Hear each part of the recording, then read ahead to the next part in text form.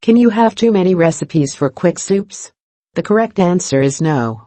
So in the interest of flannel shirts, decorative gourds and every other autumnal cliche, here's a selection of soup recipes to try this season. Each recipe comes together in under an hour, and most make enough soup to guarantee leftovers, since the second best thing about eating a steaming hot bowl of soup is knowing that you have more on hand to warm up for lunch or dinner another day. Roasted, raw and turned into soup, there's really no wrong way to make root vegetables family favorite minestrone, above. This is a favorite, in part because of just how versatile it is. When we made it recently, we didn't have small red beans or elbow pasta on hand, so we used kidney beans and orecchiette instead. You could also change up the herbs and vegetables if you like. Stacy Zarin Goldberg for The Washington Post, fast blender tomato soup with cheese crisps.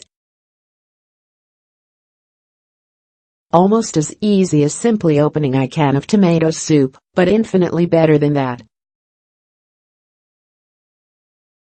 Blend a little oil, garlic, onion, bread chunks, canned tomatoes, broth and dried herbs, then cook the mixture for about 20 minutes in a saucepan.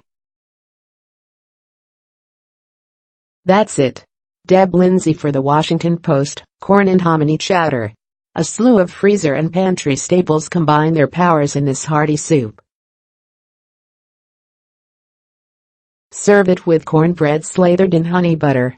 Deb Lindsey for The Washington Post, Stracciatella with spinach, egg drop soup. Soup needn't be hefty to be satisfying. This one features a broth full of spinach with eggs swirled in, and a bit of Parmigiano-Reggiano sprinkled on top. Serve with crusty bread. Deb Lindsey for The Washington Post, spiced carrot, leek, and lentil soup.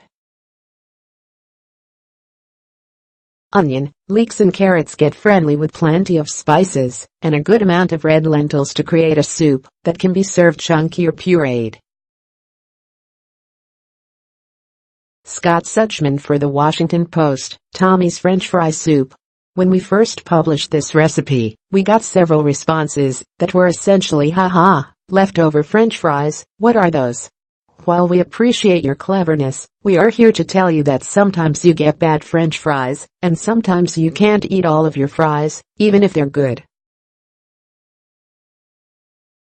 And also waste not, want not, my friends. Use this recipe as a template to turn any roasted starchy root or tuber, sweet potatoes, carrots, winter squash, etc. into a soothing, smooth soup. The ketchup topping is optional, but it does add a nice sweet and acidic contrast. More from Voraciously. Ketchup is so much more than a condiment, and it calls for celebration. Will mushrooms work instead of zucchini? How to swap ingredients with confidence. How to spice up your food and your life with your own custom spice blend.